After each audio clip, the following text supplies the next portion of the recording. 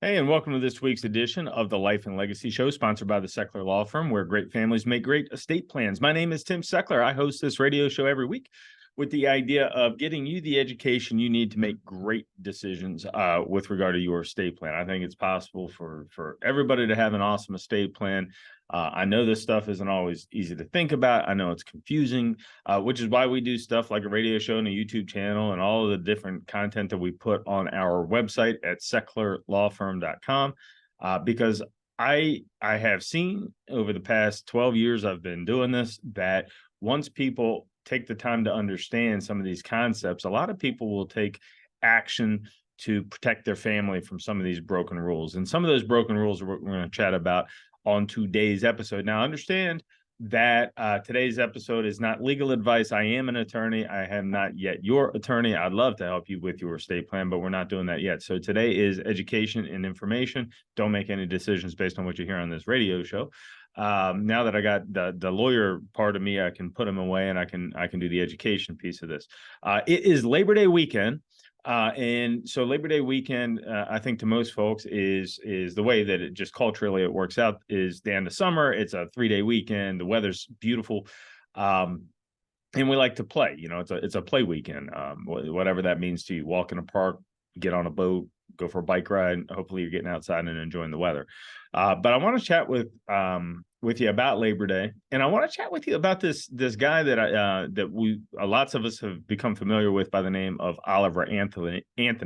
That's not actually his real name. His real name's Chris, but it's this musician who has this viral song right now. If you haven't heard it, you must not have turned on a device in the last 3 or 4 weeks, called Men North of Richmond. And I think that the message in this song is very pertinent to Labor Day and what's going on out there, and a sentiment that I have been feeling along with my clients, just the things that my clients have been saying over the last couple of years is this sort of sentiment that no one is looking out for them in the middle class. A lot of our clients are middle class folks, retirees, upper middle class folks, soon to be retirees. We do high net worth estate planning in our office, but that's not the bulk of the work. Where my heart really is, and where a lot of the law firm is helping common folks, retired school teachers, retired factory workers, blue collar folks, white collar folks, but middle class, upper middle class families who have some savings and want to protect that savings. And what I'm hearing with a lot of my clients is they feel like they're on their own and nobody's looking out for them. And I think that sentiment is why this song that Oliver Anthony put out has gone viral. I mean, tens of millions of views. He's been on the Joe Rogan show. He's been on TV. He's been all over with this thing. And 5 weeks ago, nobody knew his name. And so I want to just chat with you about it. Now, Labor Day, Labor Day's been around for like 140 years. The idea, it was organized by organized labor, and it took off in a couple of states until the U.S. finally adopted it. And the whole purpose, at least as I see it, is to celebrate the working guy, the working man and woman in this country, and recognize that nothing happens without these folks. And it's a great, and like a lot of the holidays, it's been hijacked by media and marketing and food companies and restaurants and fairs and people trying to sell you, couches for the Labor Day sale or whatever, right? But Labor Day at its core is recognizing middle class and workers, and that's a message that I think is important right now, because this song, Oliver Anthony's song, I've got the lyrics, and I thought maybe if you haven't taken the time to listen to this song, man, you need to. It's a fantastic song. But the lyrics of this song, what he's talking about is the rich men north of Richmond, referring, I presume, to DC. One of his lines is, and there's some cuss words in it. I'm on a Christian radio station, so I'll try to skip those. But I've been selling my soul, working all day for overtime hours for bull blank pay, so I can sit out here and waste my life away, drag back home and drown my troubles away, right? And then he says it's a shame what the world's gotten to for people like me and people like you. So what he's saying is, and then there's another piece in the song later that talks about, I wish politicians would look out for minors and not just minors on an island somewhere, right? We got folks in the street ain't got nothing to eat with the obese milk and welfare, right? And so this is a working man's song, is what it is. When I say working man, I don't mean gender specific. This is a working class song. And what the reason, at least as I see it, that this song has gotten so popular so fast is because the first time you hear it, it's like, yeah, that's how I feel, um I see it. And what is going on, and so much of this stuff that I think is impacting the middle class, man, there's some sneaky stuff going on. And I want to share with you a couple of things that I think you need to be aware of that are really hitting middle class families from a legal and retirement standpoint. And the first is there's this thing that came out in 2020 called the Secure Act. And what the Secure Act did, middle class folks' retirement, this isn't statistically accurate, but it's something like 3/4 of their net worth is usually in home equity or retirement accounts, IRAs, right? So how did it end up in IRAs? It ended up in IRAs because 50, 60 years ago, companies wanted to get away from pension plans. They wanted to get away from defined benefit plans, so that the IRS they created this thing called qualified accounts, which is the 401k, the 403b, and then the individual IRAs. And there's a handful of other ones that are less used, less popular. But how most people ended up with this money is it made sense from a tax saving standpoint. It's pre-tax dollars going into the account. And if you worked at a place that had a 401k, they matched a contribution up to a couple of percentage points. So it was basically like giving yourself a 3 or 4% raise, and then the money's invested tax-free. Great. That's not a bad deal. And everybody took it. Okay. Now, the challenge, though, is this has been a 50-year experiment to see how this thing is going to go. And we've got the biggest generation in American history, the American baby boomer, hitting their retirement years. And we're finding out how the experiment turns out at this point. And, I think by some estimates, it turned out really well. There's a lot of people who have money in these accounts.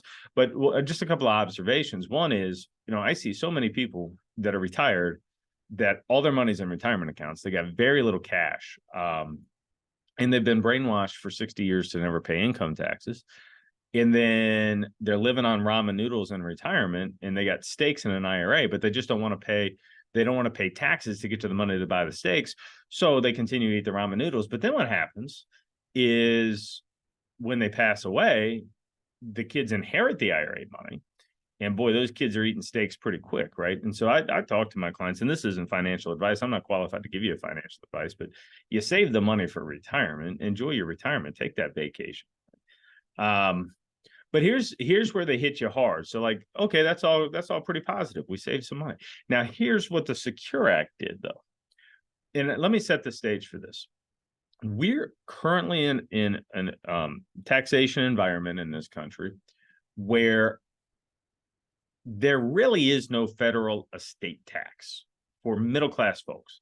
You can die with up to $13 million before, it's like 12.9, but let's just call it 13. You can die with $13 million before there's a federal death tax. Right? And that's per individual. So for a married couple, you're talking about $26 million before there's a federal estate tax. And people that have $26 million have done planning. So they're really not taxed until the total net worth is a lot higher than that. And, very, very, very small percentage of the population has that kind of money, right? So for most of us, there is no federal estate tax. In fact, if you're listening to this, we could probably agree with each other that someone that is married, a married couple with $20 million, probably a pretty wealthy family, right? I mean, they may not agree. They may be looking at people with $1 billion and think, I don't have nothing. But to most people, $20 million is an awful lot of money. Now, here's the thing about a family with $20 million. Look, I got nothing against it. I would love to be a family with $20 million, right? I love you all. But you got $20 million, you don't pay a death tax right now. I think that's great, right? I don't think they should be taxing us upon our death. A lot of us work hard to accumulate a lot of stuff to take care of our family, and $20 million can take care of a couple of generations of family. That's a beautiful situation. Fine, no death tax. Except here's the thing. Middle class folks who don't have $20 million have all their money in retirement accounts. All right. So let's talk about what happens with a retirement account when you pass away. And this relates back to the 50-year experiment. So the 50-year experiment is put the money in a qualified account, put the money in the IRA, the 401k, and then I can't touch it till I'm 59 years old. And then they make me take it out in my 70s. Fine. But when we pull the money out, it's taxed. Whether I pull the money out or whether my kids pull the money out, there's an income tax on it. And it used to be the case. If you're listening to this and you're retired and you put money in a 401k, one of the promises that they made to you when you were dumping all those dollars into the 401k for 40 years was that when you pass away, your kids would get a thing called a stretch IRA. All right. So let me explain what a stretch IRA used to be. If my dad dies and I'm, let's say I'm 55 years old, that would put him in his low 80s. If that's when my dad passes away and he leaves me his retirement account, let's say he's managed to put, I don't know, 200,000 for easy math, $200,000 into a retirement account. Okay. So now I would have inherited a thing that used to be called an inherited IRA. So an inherited IRA is a situation where dad's IRA becomes my IRA. My IRA then could be invested in the market and continue to enjoy tax-deferred compounded growth for my life expectancy. So it used to be the case with an inherited IRA that I would get the money and I could invest it, and I would only have to take out a little bit every year. And so if I was 55 and that money stretches until the point when I'm in my 70s or 80s, well, then I've got 30 years of tax-deferred compounding growth on this money, and 200 grand could be north of $1 million in the market over that kind of time. So by the time then I would be in my senior years and I would draw the money out, I'd have all kind of money. So it used to be the case that a parent's retirement account could be the child's retirement account. And this was an opportunity for massive wealth transfer, right? This was real upward mobility for the middle class, because then the next generation that would have been inheriting these accounts, they're hopefully saving. And if they didn't save, now they at least have retirement. But if they are saving, now we can transfer wealth to the next generation with an inherited IRA. And it was really a nice situation for middle class families. And so, of course, the rich men north of Richmond took it away. And with this thing called the Secure Act. Let's talk about what the Secure Act did. The Secure Act says that in the same situation, when my dad would pass away, if he would leave me a $200,000 retirement account, now I don't get to stretch the money for my life expectancy. Now what happens is all of the money has to be withdrawn from the retirement account within the first 10 years after I pass away, right? 10 years. So it used to be 30 years, 40 years life expectancy. Now it's 10 years. All right. So this is taxable distributions, right? So now I got to take, if he leaves me 200,000, I don't have to take 10% every year, but you're probably going to do something like that. So now I got to take $20,000 a year and pay ordinary income taxes on it over the course of the first 10 years, okay, until the money's gone. If you haven't taken it all out by year 10, then they penalize you. So you have to take it all out by the end of year 10. Fine. But here's the thing. Not only have we lost 30 years of tax-deferred growth, which would have been huge for your kids, huge. Now, if they inherit the money and they're 55, what are most 55-year-olds still doing? They're still working, and they're in their highest wage earning taxation years of their lives, right? 55 is probably the time when you're really bringing it home in your career. And so now, if my dad leaves me the 200,000, I'm 55 years old, and I hope to be, successful and in a high income tax bracket because I'm making good money. Now I've got to take dad's IRA and put it on top of my 1040, my personal income tax return. I got to pay ordinary. So now I'm going to bump up in tax brackets again, and I'm going to get smoked on this IRA, right? Now, so the two negative things about the Secure Act, the two big ones, are loss of stretch and having to recognize all the ordinary income within the first 10 years after my dad passes away. Okay. When I'm still working. So I'm going to be in a higher income tax bracket. So this thing could get hit at 30 plus percent. And I have the feeling that in 15 years, ordinary income tax rates are going to have to go up to deal with this debt. So we got a mess on our hands. Now, here's the real problem with this is just to like take a step back. You've been lied to. For 50 years, you invested money into an account that had tax favorable distribution for your children. Now, when you get to your retirement years, they changed the deal. And now that money is going to get smoked. Your kids, like listening to this radio show, I have no idea how many people are listening to this radio show, but if there's a dozen, I can tell you this has cost your kids millions of dollars. And collective, right? Millions of dollars they're taken away from who? From folks with retirement accounts. Well, who has retirement accounts? Do the people with $20 million have retirement accounts? Nope. Retired school teachers have retirement accounts. Retired mill workers have retirement accounts. White collar folks that work in an office building somewhere have retirement accounts. And the middle class is going to get smoked. They did it to you again. So how are we, it's now 2023, they did this to you in 2020. How does nobody know about it? Well, they buried it under all the COVID news. And, it didn't really impact you, right? If you think about this, it's a perfect crime because we're all victims, but nobody knows they're a victim. It doesn't impact your retirement at all. In fact, it probably, they hung a couple little carrots out there that made it seem attractive to you. But when the baby boomers pass away in 20 years, now the money is going to go to the kids. The kids are going to have no idea that had they not passed the Secure Act 20 years ago, this inheritance would have been worth 5 times what it's worth. Right? So nobody knows. If you're listening to this show and you're retired, in all likelihood, you didn't know anything about the Secure Act because it didn't impact you. And in 20 years, when your kids inherit the money, they're not going to know anything about the Secure Act. It's just going to be the way that it is. And this was a massive heist of your dollars. Now, my take on it. This is a death tax on the middle class. Right now, it's technically income taxation, but it's a death tax on the middle class. So you've got people who can pass away with $20 million, no death tax. Great. I don't think they should be taxing those folks either. You got folks, not for passing away. You've got folks who, a retired school teacher who manages to own a house and scrap together $500,000 in an IRA over 50 years. Well, she's got a death tax. And this ain't right. And this is the kind of stuff that I think Oliver Anthony's trying to address in his song. Is nobody's looking out for the middle class. He says right in the line, I wish politicians would look out for minors. Well, this is what we're talking about, right? And to me, it's just infuriating. And this is the kind of stuff that we teach you as part of our estate plan, because there's too many lawyers out there telling you you're not rich. All you need is a simple will. Well, that's not right. That's not right. Why aren't the lawyers looking out for the minors, right? And so we do the sequence of classes where we teach you about taxes, we teach you about inheritances, we teach you about how to do it correctly, we teach you about the other thing, and I'm not even going to have time to address it because I got on a bit of a rant on today's show.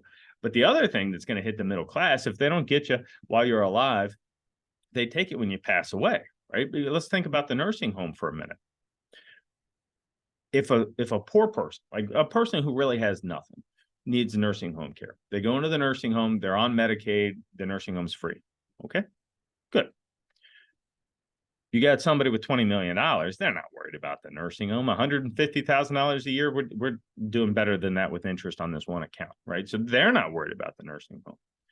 But you got a middle class person that goes into a nursing home, which, by the way, 1 in 3 of us is going to have dementia. Middle class person goes into the nursing home. All their money is needing to be spent on care. We're not living on the interest. We're spending down our retirement. And that money goes to the nursing home because the government won't pay the nursing home. So we have to pay the nursing home. The nursing home is not the bad guy. It's the rich men north of Richmond, right? And so then the middle class has to give out all their savings to the nursing home until they go broke. Then they go on Medicaid like the poor people. Well, that's not right. They worked hard for that money. And the crazy thing about it is, had the person in the nursing home not had a condition that results in nursing home care, They don't have dementia. They instead had some other terrible thing like a heart attack or cancer or some other terrible thing. And, those treatments that are typically treated with what the government calls acute care, hospitalization, surgery, medication, those things are paid for by your Medicare. Those things are paid for. But if you need custodial care, tend to be related to things like dementia, Parkinson's, and mobility issues, well, you're on your own. What is that? What is that? Yeah, so whether my wife is okay in our retirement years is dependent upon whether is dependent upon the healthcare event I will ultimately have, which is outside of my control. So you're telling me I'm working for 50 years, plowing IRA money into IRA accounts, and when I pass away, they're going to take it. And if I end up in a nursing home, they're going to take it. How in the world am I going to transfer anything to my kids? And now we got another generation that's going to feel like the government's not looking out for them. And there's a lot of anguish, there's a lot of pain, and if doing what I do, represent middle class folks with estate plans, I'm trying to protect assets. I put houses into trust so that we don't lose it to the nursing home. We put money into trust so that we can prevent these things, because the government's not looking out for you. You got to take care of yourself. And those are the things that we teach you if you come to our workshop, which we have all around town. It's called the 3 Secrets to Protect Your Legacy. And we teach you how to protect yourself from this system, because the system is not looking out for you. The people who drop the Secure Act on you, who put a tax on the middle class, they are not going to fix this problem for you, but you can fix it yourself if you become educated. So take the time to become educated. And I'm telling you, you can protect your entire net worth from this nursing home issue if you just take some steps to protect it. But if you don't, you're subject to their rule book, and you're going to be in trouble. I want to just close this today's radio show, which you can tell, this is my passion. This is my passion. Protecting middle class folks so that we can get stuff to your kids so it's not so hard for them is my passion. When they passed the Secure Act, they did this thing. It was almost like a middle of the night deal, right? It was in October of 2019. We got a headline in the newspaper that this thing called the Secure Act had been passed by the U.S. House of Representatives.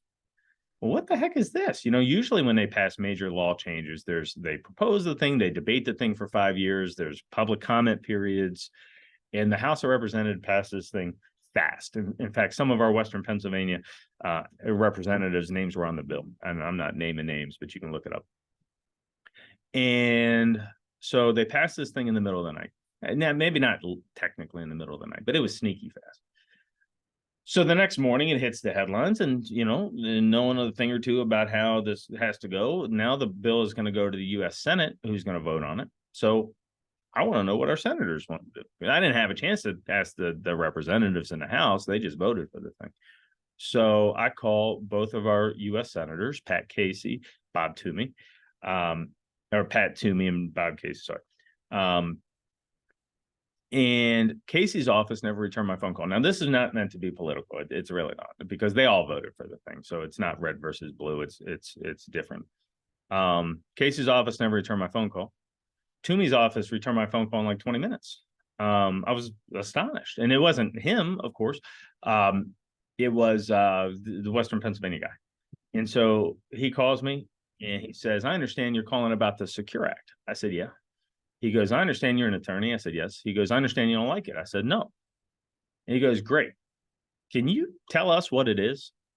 So this is a United States Senator's office asking me, and a state attorney who has an office in Cranberry, what the Secure Act is, after the House of Representatives had already passed the bill. And I wish I was making this up. So I explained it to the guy. And the guy goes, I don't like that at all. I said, thanks for listening.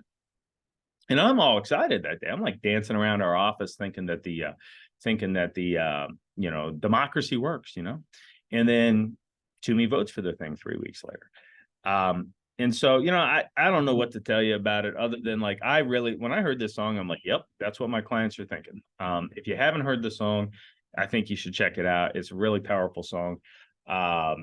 by a guy named Oliver Anthony called Men North of Richmond. And the general idea is nobody's looking out for the middle class, which is my passion. It's why we do what we do, because I'm tired of seeing people go broke. You worked your whole life to not go broke. And so I want to teach you how to do it. Come to one of our upcoming 3 Secrets workshops where we're going to teach you how to do it. We're going to do things like trusts, and we're going to do things like really powerful powers of attorney. We're going to talk to you about the Secure Act and how you can work with your financial advisor to do the thing correctly. And I hope that this show resonated with you. I hope you take some action to protect yourself, because nobody else is going to. But remember, this show was not legal advice. It's not financial advice. Don't make any decisions based on this or any other radio show you hear. If you want some education advice, you should come get it. You go to SechlerLawFirm.com, Sechler, Sechler lawfirm.com. Register for one of our free workshops, and we look forward to meeting you there. I hope you learned a lot. I hope you have a wonderful Labor Day.